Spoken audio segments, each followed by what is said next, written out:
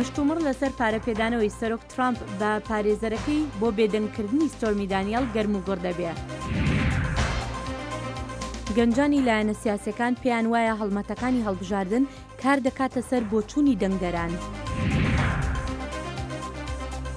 دوو کچی کورد لەلایەن وەزارەتی دەرەوەی ئەمریکا خەڵات دەکرێن.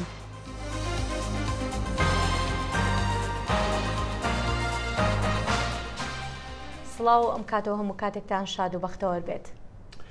بخێر هاتن کورد کۆنەکشن بەرنامە ڕاستە خۆیان دەنگی ئەمریکا لە واشنگتن. سڵاو و ڕێزین گەرم پەیفدارە کۆش کاسپی پێناسین کرد و وێ وەکا تەڤایە ئەمریکیان شەوا چارشەموێ بتنی زانیک و سەرۆک دۆنالد ترامپ پەرەدایە پارێزەرێ خۆیەک و $130,000 داینە ئەکتەرا فیلمین سەکسی بەری هەڵبژاتنین سەرۆکاتین 2016. پرسیار ji Sara Sanders hat kirin ka eger wê derew kiriyan jî zanyarî veşartine dema berî demekî gotiya rojnamevanan ku serokî ageha ji dana wî pereyê nîne. Wê got li wî demî wê baştirîn zanyariyên berdestê xwe didan. Parêzerê Serok Trump Rudy Giuliani gote Fox News ku serokî perê parêzyar Michael Cohen yê ku daye xanim Stormy Daniels دایەوە لێوی گوت وێ قەت پەیوەندی بە کەمپێنە هەڵبژارتنا سەرۆکاتیە نەبوو. خانم دانیێلز دەبێژە ئەو شەڤەکێ لە ساڵە 2016 بە سەرۆک دۆنالد ترامپ ڕازا بوو. ئەمریکایەکان لە مانگی 11دا دەچن بۆ سەر سندوقەکانی دەنگدان تا نوێنەرانی کۆنگرێس هەڵبژێرن و هەروەها ئەنجامەکانی ئەم دەنگدانە بۆ سینات و ئەنجومەنی نوێنەران ڕەنگە کار بکاتە سەر دەنگەکانی کۆماریەکان و کە ئێستا لە سینات و لە ئەنجومەنی نوێنەرانیشدا زۆرینن. لە هەفهاتنەکە وەکو یا هەڵبژارتنان لە ویلایەتە میشیگن سەرۆکی ئەمریکا دۆنالد ترامپ هێرشەکە تند بەسەر دیموکراتیان ڕکەبەر کرد. دەنگدان بۆ دیموکرات ئەلمەها 11 دەنگدانە بۆ سنوورێکی ڤەکری و تاوانان بە کورتی هەر ئەڤەیە. سەرۆک ترامپ هەوڵ دەدات پشتەوانên xwe بۆ هەڵبژارتنên کۆنگرێسî yên meha 11 han bidet li dema demokrat çavereya destkeftiyên mezin dikin. Divê em derkevîn û şerê xwe bi tondî bikîn. Divê em serkeftinê li civata nûêneran û civata sînatûran dest bînîn. Ez bi bawerim em dê karekê mezin li civata sînatûra û civata nûêneran bikin ji ber ku aborî zor baş e. Demokrat bi alîkariya milyarder Tom Stearns xorek dixin. Stearns bihêviya demokrat bala dest bin li civata nûneran da Trumpê li sala bêt la bidin. We now know that this partisan fight ئەم نەها دزانین شەڕی سیاسی دەبە شەڕێکی قایم بۆ ئەمریکا و divê شەڕێدا سەرکەوین. Şarezayê siyasî John Forter dibêjitin rêja pesend nekirina giştiya serokî dê komariyan li helbijartinên Novemberê lawaz bike. Ew lawasteka kêm daye, neya herî kêm. Lê ew di rêja 41 û 42 sedê ye. Ew î hêşta piştgiriya bihêz ya komariyan heye. Lê wî demokrat dijî xwe handan û ev e me di helbijartinên taybet dijî komariyan dît. Zêdebarî hindê hejmareka mezin ya endamên kongresiyan komarî xanenîşbûna xwe divê salê de ragihandin. Ev e derfeteke bû serkeftinên dî bû demokratan. Jim Kessler ji komela hêla navberast ya demokrat dibêjitin ev e nîşaneka durist e bû rejbîniye. Heta serokê civata nûneran biryar da dubare xwe berbijar nekir. Demokrat karekî baştir di hemû helbijartinan dikin her ji demê helbijartina Trumpî. Wapê diçe Trump demeka zûr bû kampêna helbijartinan tirxan bikir ku baş dizanitin ji dezdana çend kursiyên civata nûneran wa heye komarî piraniya kongresî ji dest bidin. Hezaran xelkê dilbederê Efrînê ji ber êrişên artêşa Tirkiya ku bi cihûwar mane îro li kampê Şehba bakurê Helebê xwe pêşandan kirin. وا خۆپیشاندەران بە پامنێری دەنگی ئەمریکا دەڵێن ڕۆژێک دێت بگەڕێنەوە ماڵەکەیان خۆیان و تورکیاوەکو و داگیرکردناو دێر دەکەن. بە ئارمانجا شەرمەزارکردنا داگیرکێریە تورکیە ji herêma Efrînê re bi hezaran şêniyên Efrînê ku koçberî herêma Şehba bûne xwepêşandanek li kampatên Sûsîn li darxistin. Di xwepêşandanê de sloganên dij dagirkeriyê û guhartina demografî ya Tirkiye li Efrînê pêktînê hatin bilindkirin. لا عفرینێ دخوازن تغییرا دیموغرافی چێ بکەن ئەف سوودجێ مرۆڤاهیەیە هەبانەوە مانامە لێ دەرێ بەرخوادانیامەی وێ دەرێ واتاکی وێ مەزن هەیە دەبێت و ئەم بزانن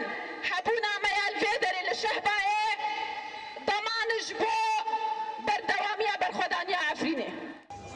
خۆپێشانداران بانگ لە جڤاکان ناودەوڵەتی کردن کوداوی لە داگیرکەریە تورکیە و کوریارên کومên ئیسلامی بینن تاکو vegeren civ û warin xwe. Afrîn warê me ye ji bav û kalê me ye em Afrînê ver nadin ku de hene berê Melafrînê dilê Melafrînê Afrîn dayika me dudiye ye axa me ye bav û kalê me ye em Afrînê ber nadin em dara zêtûnê ber nadin û heya nixta xûnê me heye em vegerin Afrînê erê em li şehbane em hûr daketin çalakiye dilê Melafrînê em ê vegerin Afrînê Afrîn warê me em xwedê Afrînê ne. Hêjayî gotînê ye ku bi sed hezaran şêniyên Efrînê ne çarî kûçberiya ciwarên xwe bûn piştî ku Tirkiye di 18 Adarê de Efrîn dagîr kir. Newrûz Reşa, dengê Amerîka, herêma Şehba.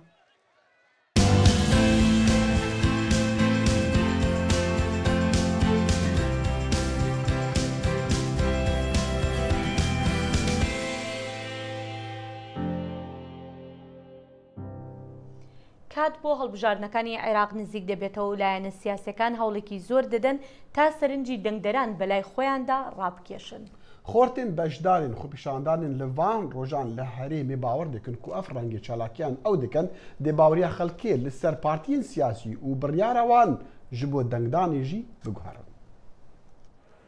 لەگەڵ هەر هەڵبژاردنێکی سەر گۆڕەپانی سیاسی لە عێراق و کوردستاندا شەقام و کۆڵانەکان بە پۆستەر و لافیتە و ڕکلامی لایەنە سیاسیەکان و کاندیدەکانیان پڕ ئەبنەوە ئەمە جگە لە ڕێکخستنی کەرنەڤاڵی ئۆتۆمبیل لە نێو کۆڵان و شەقامەکان بۆ ڕاکێشانی سەرنجی هاوڵاتیان گەنجان و لایەنگرانی پارتە سیاسیەکان پیان وایە کە ئەو بانگەشانی ئەنجامی ئەدەن کاریگەری خۆی ئەبێت و وا لە هاوڵاتیان ئەکات جارێکی تر بیر بکەنەوە لەوەی دەنگ بە کێ بدەن. بێگومان کاریگەری لەسەر ڕێی گشتی هەیە بانگەشی هەڵبژاردن چونکە لە بانگەشی هەڵبژاردنە زیاتر پەیامی کاندیدەکان دەرەکەوێ و وەجهی کاندیدەکان دیار ئەبێت بۆ هەموو ڕایگشتی و ئەتوانن ڕایگشتی خۆی یەکلایی ئەکاتەوە لەو کاتەیە لەسەرەوەی کە کام کاندید شایستەی ئەوەی باتێ دەنگی خۆی پێ ببەخشێ. بزە بنەم کاتا لەو ساتە وەختی ئەم میلەتە ئەم ڕکلامانە پێویستە و ضرورەتیشە کۆمەڵە دەنگەرەیە دەنگەری کۆمەڵێکە هەر سابتن بۆ لایەنی کە تایبەت مندە پێی کۆمەڵێکیان پیانەڵی خۆڵە مێشەکان ئەوانە دەنگیان ینی لەینایە ئەتوانیت تەسیل لەوانە بکەیت و بیان گۆڕیت و بەو ڕکلامانە تەسیران تێ بکەیت. بەڵام بەشێکی هاوڵاتیان باز لەوە ئەکەن گەر کەسێک متمانی بەلایەنێکی دیاریکرا و بەخشی بێت لافیتە و دروشم بیر و ڕای ئەو ناگۆڕێت. پێویست بۆ ناکە کە هیچ هاوڵاتیەکی مەدەنی یاخود هاوڵاتیەک کە بێت ئیشوکارێکی خۆی بکە یاخود بێ ئیسراحەتی خۆی وەربگرێت لەسەر زادەکان کە ئاژاوێکی بۆ مدرێتەوە کە بە هۆڕینی سیارە یاخود بە چەند شتێکی ئاوا ئازێت بدرێن یاخود بە هەڵواسینە و ئاڵای ئەو لایەنە سیاسیانە کە ئێستا هەڵواسراون بێزار بکرێن سیمای شارەکە و ژینگەکە تێک بن. هیچ ضرور نییە تۆ ئاسمانی وڵاتەکەت هەمووی بکەی بە پەڕۆ بەس لەبەر ئەوەی کە ڕای من بگۆڕی ناتوانانی ڕای من بگۆڕی بەو پەڕۆیە و بەو شیعارانەی کە هەڵەواسیوە چونکە ڕابردووت قەرار لەسەر ئەم ڕۆەیە کە من دەنگ بە چ لایەنێک بەم یان بێلایەنم یان هەرچێکی تر. ڕۆژ بە ڕۆژ لە وادەی هەڵبژاردننی پەرلەمانی عێراق نزیک ئەبینەوە و لە شاری سلێمانیدا ململانی لایەنە سیاسیەکان تا دێت فراوانتر ئەبێت. ڕێباز مەجید دەنگی ئەمریکا سلێمانی. لەم هەڵمەتی هەڵبژاردننی پەرلەمانی عێراقەدا چەند جارێک بە شێوەیەکی نەشیا و هێرش کراوەتە سەر کەسایەتی کاندیدە ژنەکان و ئەمەش بۆتە جێی نیگەرانی خانمەکان. بەر لەم بەرنمەیە چەند پرسیارێکم لەم بارەوە لە بۆکان حسێن کاندیدی یەکێتی نیشتیمانی کوردستان لە کەرکووک کرد. دیارە خۆتان نەزانن زۆربەی لایەنە سیاسیەکان لە ناو هەرێمی کوردستان بە کۆمەڵێک کاندیدەوە بەشداری لە هەڵبژاردنەکانی نوێنەرانی عێراق دەکەن و هەر حزبێکی سیاسی 8 بۆ 9 ژنی کاندید کردووە بۆ ئەم هەڵبژاردنە. دیارە بە خۆتان نەزانن کە کۆمەلگای کوردی کۆمەلگایەکی پیاو سالاریە کۆمەلگایەکە کە پابندە بە مەسەلە کۆمەڵایەتەکان پابندە بە مەسەلە دینیەکان بۆیە ئەکرێت لەو ڕوانگەیەوە ژنان دووچاری کۆمەڵێک کێشە و ململانە ببنەوە. ژنان لەم هەڵبژاردنە ئەتوانین بڵێن باشترین ڕۆڵیان هەبووە ئەتوانین بڵێن باشترین دەوریان بینیوە لەوەی کە لەناو حزبەکانیانەوە دەرکەوتون و حزبەکانی خۆیان جوان کردووە. هەرچەندە من بە بڕوای من ژنان بۆ ئەوەی بگەنە مافەکانی خۆیان لەناو حزبێکی سیاسیەوە ئەتوانن بە کۆمەڵێک بەرنامەی جوانەوە نەک بۆ جوانکردنی حزبەکە بێنە مەیدان ئەبێ ژنان لە نێو ئەو کەمپینانەی کە لە نێو حزب سیاسیەکان هاتوونەتە مەیدان ژناتی خۆیان بسەلمێنن و هەوڵ بۆ ئەوە بدەن کە لە ڕێگای هەڵبژاردنەوە لە ناو حزبێکی سیاسیەوە دەنگەکانی خۆیان زوڵالتر بکەن و بتوانن ئامانجەکانی خۆیان بپێکن. دیارە هەمومان باشە زانین ئەگەر ژنان لە نێو حزبێکی سیاسیەوە ناتوانێت ئامانجەکانی خۆی بپێکێ ناتوانێت دەستەبەری مافەکانی خۆی بکە بۆیە ئەتوانێت لە ڕێگای حزبێکی سیاسیەوە لە ڕێگای هەڵبژاردنێکی ئاوهاوە ئەتوانێت داوای مافەکانی خۆی بکە بەوەی کە زۆرترین ژن بچێتە پەرلەمان و لە ڕێگای خۆش دەزانن پەرلەمان کە شوێنێکی مشەرعە شوێنی تەشریع شوێنی دانانی یاسا و قوانینە ئەتوانێت لە ڕێگای کۆمەڵێک یاساوە بەشدار بێەوە لە ڕێگای کۆمەڵێک یاساوە قازانز بۆ مەسەلەکان بەڵام بۆ کانخان لەم با بڵین لە چەند ڕۆژی ڕابردۆ یاخود لە هەفتەی ڕابردۆ بینیمان لەم کەمپینی هەڵبژاردنەدا زۆر با بڵین هێرش کراوەتە سەر ژنان بە شێوەیەکە با بڵین وەکو ناوزڕاندنیش ینی شتی کۆمەڵایەتی گرفتی کۆمەڵایەتی دروستکراوە بۆ کاندیدە ژنەکان لەسەر ئەمەیان ئەڵێ چی ئایا ئەمە وا لە ژنەکانەکە کە بکشێنەوەیان نا؟ وڵای هیوادارم هیچ ژنێک نەکشێتەوە لەبەرەوەی ئەوە خۆتان نەزانن هیوادارم نەبێتە فەرهەنگێک لایەنە سیاسەکان بۆ ململانەی خۆیان پەنا بەنە بەرزڕاندن و شێواندنی ژنەکان ئێمە بۆ خۆمان لە سەرەتای بانگەشەکەەوە زۆرترین وێنەمان دڕەندرا زۆرترین وێنەمان شێوێنرا بەڵام ئەمە سوورترمانەکە لەسەر مەسەلەکە وامان لێکە زیاتر پابند بینە سەرەوەی کە لە ڕێگای ئەم هەڵبژاردنەوە خۆمان بینن مەیدان و خۆمان داوای مافەکانی خۆمان بکەین دیارە بە هەموو ئەو لایەنانە ئەڵێم کە هەوڵی شێواندنی ژنە کاندیدەکان ئەکەن کە ئێوە چاوتان بە دیموکراسی هەڵنایە چاوتان بە دروستکردنی کۆمەلگایەکی مەدەنی و دیموکراسی هەڵنایە بۆیە پەنا بەنەبەر ئەو جۆرەکانە بۆ کانخان ئەمە بۆچی ئەگەڕێنیتەوە ئەمە ململانی لایەنە سیاسیەکانە یاخود ئەمە مەسلەیەکی کۆمەڵایەتی و کۆمەلگای کوردی هێشتا نەگەیشتۆتە ئەو ئاستەی چۆنەڵی بتوانێت ئەم ژنانە ببینێت کەوا سەرکەوتووە بن یاخود بەرەو پێش من لە هەردوو ڕۆ ئەیبینم هەم ململانەی حزبەکانە لەنەوە خۆیان بۆی لە ڕێگای کاندیدە ژنەکانەوە چێبڕچەی هەڵبژاردنەکە گورتتر بکەن و بە جۆشتری بکەن و هەم مەسلەی کۆمەڵاتی وەکو سەرەتاوەتم کۆمەلگای ئەمە کۆمەلگایکی پیا و سالاریە چاوی بۆ هەڵایە کە ژنێک ببێتە کاندید و ژنێک لە پەرلەمانەوە داوای مافەکانی سەرجەم کۆمەڵانی خەڵکی کوردستان بکە بەڵام وەکوتم دەبێ کاندیدە ژنەکان ئەمە نەبێتە ڕێگر لە بەردەمیان کە لە مەوزوعانە بکشێنەوە لەبەرەوەی ئێمە بۆ خۆمان لە کۆمەلگایەکین کە هەمیشە زوڵمان لێکراوە کە هەمیشە مافەکانمان خوێنراوە و هەمیشە ڕێگر بوونەلەوەی کە ئێمە ژن بۆ خۆی بێتە پێشەوە بۆیە ئەمانە نابێت ببێتە ڕێگر لە بەردەم کاندیدە ژنەکان بەڵکو هەوڵ و تەقەڵای زۆرتر ئەدەین و سوورتر ئەبین و بە زۆرتر ئەبین کەوە مصر بین لەسەر ئەوەی کە ئێمە زیاتر بینە ناو ئەو مۆزوعانەوە لە ڕێگای دەنگدانەوە. ئەمەش بەشێک بوو لە وتوێژی بۆکان حسێن کاندیدی یەکێتی لە هەولێر و تەواوی وتوێژەکە لەسەر ماڵپەڕی دەنگی ئەمریکا ببینن. لە کاتێکدا هەفتەیەک ماوە بۆ هەڵبژاردنەکانی عێراق ژمارەیەکی زۆر ترسی ئەوەیان هەیە لەم هەڵبژاردنەدا پێگەی کورد لە بەغدا لاوازتر بێت. هەفتەی داهاتوو پرۆسەی هەڵبژاردننی پەرلەمانی عێراق لە ناوچە کێشە لەسەرەکان هاوشەوەی پارێزگاکانی تری عێراق و هەرێم ئەنجام دەدرێت. لایەنە کوردیەکان بەترسەوە خۆیان بۆ پرۆسەکە ئامادە کردووە و ترسیان هەیە لەوەی ئەنجامی هەڵبژاردن بە شێوەیەک بێت ئەو ناوچانە لە ناسنامە کوردستانیەکانیاندا بماڵێت. هەڵبژاردننی ئێمە هەڵبژاردنێکی ئەم جارە بۆ ئێمە تەواو هەڵبژاردنێکی چارەنووسازە لەبەرەوەی ئەم هەڵبژاردنە هەڵبژاردنێکە ڕاستە خۆ پەیوەندی بە ناسنامەی ناوچەکەەوە هەیە. ئەم هەڵبژاردنە بۆ کورد جیاوازترە لە هەڵبژاردنەکانی 14 ساڵی ڕابردوو. بەوپێی کورد دەسەڵاتی لەو ناوچانە لەدەستداوە و بە پەرتەوازایی و فرەلیستیشەوە بەشداری دەکات. لە کاتێکدا لایەنی عەرەبی و تورکمانی بەهێزتر لە جاران خۆیان بۆ پرۆسەکە ئامادە کردووە. لە کاتێکە ئەوان یەک ڕیز و تەبان ئێمە پەرتەوازەین ئێمە بە 6 لستەوەدا بەزیوین ئێستا لە زۆربەی ئەو ناوچانە ئەوە پەرتەوازایی ئێمە دەرخا لە کاتێکە ئەوان پێشتر پەرتەوازە بوون ئێستا ئەوان یەکگرتوون. لایەنی عەرەبی و تورکمانی هەڵمەتی بانگەشەکانیان چڕ کردووەتەوە و دەیانەوێت ئەنجامی هەڵبژاردننی ئەم جارە بە شێوەیەک بەلای بەرژەوەندی خۆیاندا بقۆزنەوە کە نیشانەی پرسیار لەسەر تەواوی هەڵبژاردنەکانی ڕابردوو کە لە ژێر کۆنتترۆلی کووردا ئەنجام دراون دروست بکەن. لە کەرکووک لایەن هەن بەشداری لە هەڵبژاردنەکە ناکەن بە تایبەتی پارتی دیموکرات وە خۆتان دەزانن نەهاتە ناو هەڵبژاردنەکانی ئەنجومەنی نوێنەران لە کەرکووک و ئیستا لیستەکان ڕاگەیاندران بەبێ ئەوەی پارتی دیموکراتی کوردستانی تێدا بێت هەروەهاوە خۆشتان دەزانن هەڵبژاردن هەر دەبێت ئەنجام بدرێت بۆ پێی مافێکی دەستوری و یاساییە کە دەبێت هەموو 4 ساڵ جارێک دەسەڵات ئاڵوگۆڕ بکرێت لە ڕێگەی ئەنجومەنی نوێنەرانەوە هیوادارین ئەم هەڵبژاردنە ڕنگدانەوەی ئەرێنی هەبێت. گەرچی هەڵبژاردننی پەرلەمانی عێراق بۆ دیاریکردنی نوێنەرانی پێکاتەکانە لە نێو پەرلەماندا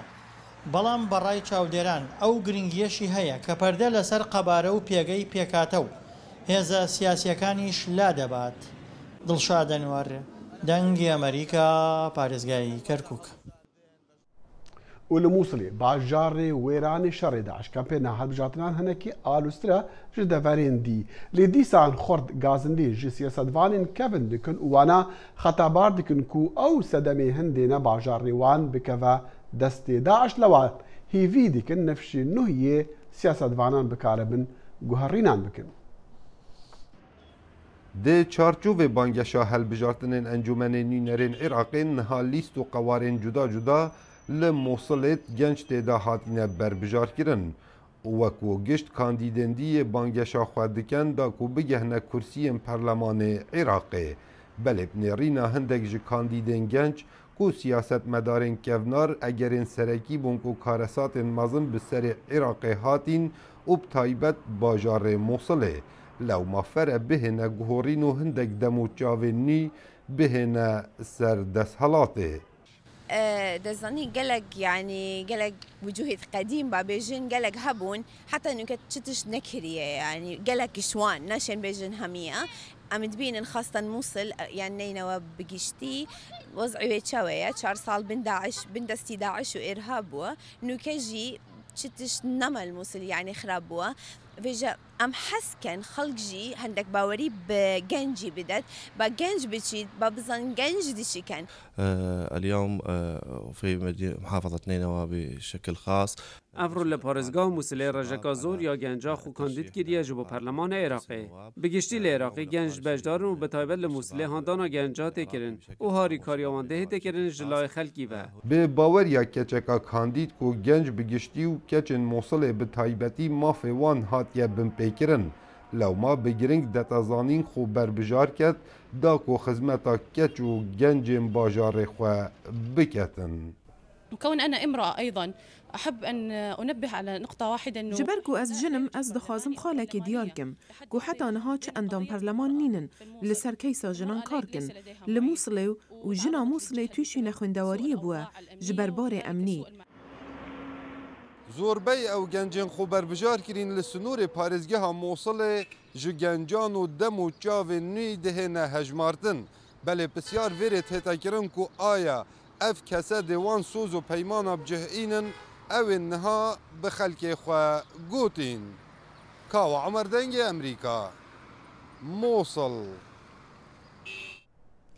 وەزارەتی دەرەوەی ئەمریکا دەگەنجی لە سەرانسەری جیهانەوە خەڵات کردووە وەکو ڕێبەری نمونەی گەنج ئەو گەنجانە بریتی بوون لە دوو کچی کوردیش کە یەکێکیان خەڵکی کەرکووکە و ئەوی تریش خەڵکی شنگالە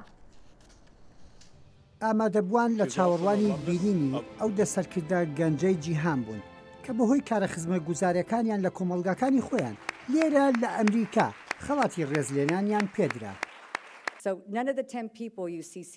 هیچ لەو 10 کەسانە تەمەن نەبووتە ڕێگریان بەزانین و پەرۆشی خۆیان کاریان کردووە هاوڕێیان دۆزیوەتە و ڕێکخراویان دروست کردووە توانی ویانێ ژیانی هەزاران کەس باشتر بکەن و کاریگەری درێژخایان لەسەر کۆمەڵگاکان هەبێ لەنێو ئەو دەکەسەی کە لە وڵاتەکانی عێراق و ئەندەنووسیا و تورکیا و بەنگڵادیش و پاکستان و نەرویج و ئەفریقای خوار و پەنەما و تاجیکستان هاتبوون کچە کوردێکی کەرکووک و کچە ئێزیدیەک لەوانە بوون زۆردا هەیە کارێکەکەی بۆ مشتەما کارێکەکەی بۆ کۆمەڵگا ئەبینی کە خەوەندە خەڵک لە پشتت نییە ئەوەندە خەڵک لێنا تو ئیشەکەت مەکە حکوومەت هەیە بۆچی حکوومەت نیکە جینۆسایدی ئێزیدیەکان سەرڕای ئەوەی چەندین قوربانی لێکەوتوتەوە بەڵام هاوشێوەی ئەم خانمە کە میدالیای سەرکردەی لاو وەرەگرێت لە کۆمەلگای ئێزیدیەکان کەم نین کارەسات و دژواریەکان نەیوەستاندون ازدي نفسنا مثل راستك قالك بسري هاتيا بس قالك النيف ذا هنا قاربن راب نسر خوا وديسا حياته خوا تشيتر بكن ئەو کچە کوردەی کە لە کەرکووک وەک نوێنەری عێراق میدالیای پێبەخشرا ئەو لە کەرکووک کارەکات شارێکە چەند بەنەوت ناسراوە ئەوەندەش بە کێشە ئەتنێ کەڵەکەبووەکانی طبعا اما ايش كمان لسروا اروى جوازي بكينا كجواب كن جوازي شتيك بخلق دلي بي خوش بي يعني وابكا بلي بالي من جواز ما توم لقى هيك كبجام يعني ام همو كيشاني وهمان اطوان حليكن کارکردن لە کۆمەلگای مەدەنی و جڤاچی لە وڵاتانەی کە هێشتا شەڕ و شۆڕ تێدا زاڵە ڕەنگە ئاسان نەبێت بەڵام پێدەچێ ئەم گەنجانە گلێوێکی تریان لەگەڵ خۆیاندا کرد بێت یحیا بەرزنجی دەنجی ئەمریکا واشنگتن و هەر ئێستا خانم سارە عەبدوڵڵا میوانی دەنگی ئەمریکا سارە خانم زۆر بەخێر بێ پیرۆزبایی لێ دەکەم باسی ئەو خەڵەتەمان بوو بکەوە بۆ تۆ دەستنیشان کرایی دەستکەوتی چی بووە بۆ ئەوەی دەستنیشان بکری بە خەڵاتێکیوە طبعا من زۆر کارم کردو لە کەرکووک و خصوصا بۆ گەنجان و بۆ ئافرەتان و ئەوانە و من هەم گروپی کۆکارم کردێتەوە هەم زۆر کارمان کردووە بۆ کۆمەڵگاکەمان لە چ بوارێکە ئەوڵا لە زۆر بوارێ ئەمە بچەند ئەبینی لە کەرکووک زۆر کێشە و شت هەیە حەولماندا ئێمە کاوامان دێ بێ سەی وەضعی ئەمنی نەکەین سەی ئەم هەموو کێشێ نەکەین کە ڕووەدا کە خۆمان هەستین خۆمان شتەکانکەین مەسەلەن بۆ ئافرەتان زۆر هینمان کردووە ئاهەنگشتمان کردووە مەسەلەن بۆ مناڵان هەدیوشتماندا مەسەلەن بۆ ئەو خەڵکانی وا لە مووسڵۆ هاتوونە بێ جلو ئەوانن جلوشتمان داوە پێیان باشە سارە خانم ڕێکخراوێکتان هەیە لە ڕێگای ئەو ڕێکخراوە کارەکەن ئەو ڕێکخراوە دەتوانانی بۆم باسکەی چییە و تا ئێستا چی کردووە بۆ ئەوەی وا بکە ئێوە بگەنەوەی کە خڵات بکرن لە وەزارەتی دەرەوەی ئەمریکی بە ناوی گەنجی نمونەیی طبعا ئەتوانم بڵێم ڕێکخراوەکەمان ناوی گروپی کۆکاری خۆشبەخشیە شتەکە ئەوەیە کە ئێمە جیاوازەکە ئێمە دایمە هەر زۆر هەرگیز حەول دەدەین کە ئێمە لایانی سیاسیمان نەبێ حەول دەدەین کە ئەم خەڵکە بتوانە سقەی بە ئێمە بێ و کە بیکەینەوە فکریان کە ئێمە بۆ خەڵکەکە ئیشەکەین لەبەر بەجددی ئەمانوێ ئەم خەڵکە پێشکەوتوو بێ و کەرکووک گەورە بێت و کوردستان و عێراق و هەمووی زۆر